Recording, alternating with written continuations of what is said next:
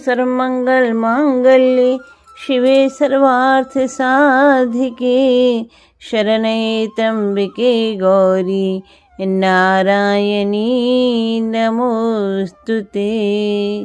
आप सभी को मेरा प्रणाम। आज मैं आपको पितरों की मानसी पुत्रियों की कथा सुनाने जा रही हूँ। ब्रह्मा जी के मानस पुत्र दक्ष की 60 कन्याएं थीं। उन्हीं कन्याओं में एक सुधा नाम की कन्या थी, जिसका विवाह उन्होंने पितरों के साथ किया। सुधा की 3 पुत्रियां थीं, जो सौभाग्यशालिनी तथा धर्म की मूर्ति थीं। उनमें ज्येष्ठ पुत्री का नाम मैना था। मझली धन्या के नाम से प्रसिद्ध थी और सबसे छोटी कन्या का नाम कलावती था। ये सारी कन्याएं पितरों की मानसी पुत्रियां थीं। उनके मन से प्रकट हुई थीं। इनका जन्म किसी माता के गर्भ से नहीं हुआ था, अतएव ये अयोनिजा थीं। केवल लोक व्यवहार से ये सुधा की पुत्री मानी जाती थी। इनके सुंदर नामों का कीर्तन करके मनुष्य संपूर्ण अभीष्ट को प्राप्त कर लेता है। ये सदा संपूर्ण जगत की वंदनीय लोक माताएं हैं और उत्तम अभ्युदय से सुशोभित रहती हैं। सबकी सब परम योगिनी, ज्ञान निधि तथा तीनों लोकों में सर्वत्र जा सकने वाली हैं।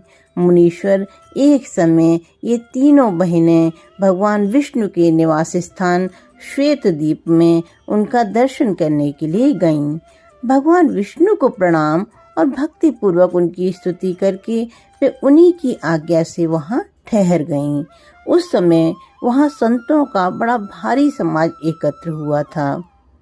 उसी अवसर पर सनकादिक सिद्धगण भी वहां आ गए और श्री हरि की स्तुति वंदना करके उन्हीं की आज्ञा से वहां ठहर गए।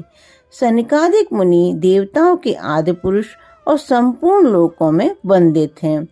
वे जब वहां आकर खड़े हुए, उस समय श्वेत द्वीप के सब लोग उन्हें देख प्रणाम करते उठकर खड़े हो गए, परंतु ये तीनों बहनें इन्हें देख कर भी वहां नहीं उठी। इससे सनत कुमार ने उनको स्वर्ग से दूर होकर नर स्त्री बनने का शाप दे दिया। फिर उनके प्रार्थना करने पर वे प्रसन्न हो गए और बोले।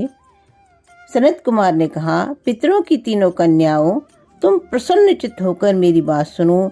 यह तुम्हारे शोक का नाश करने वाली और सदा ही तुम्हें सुख देने वाली है।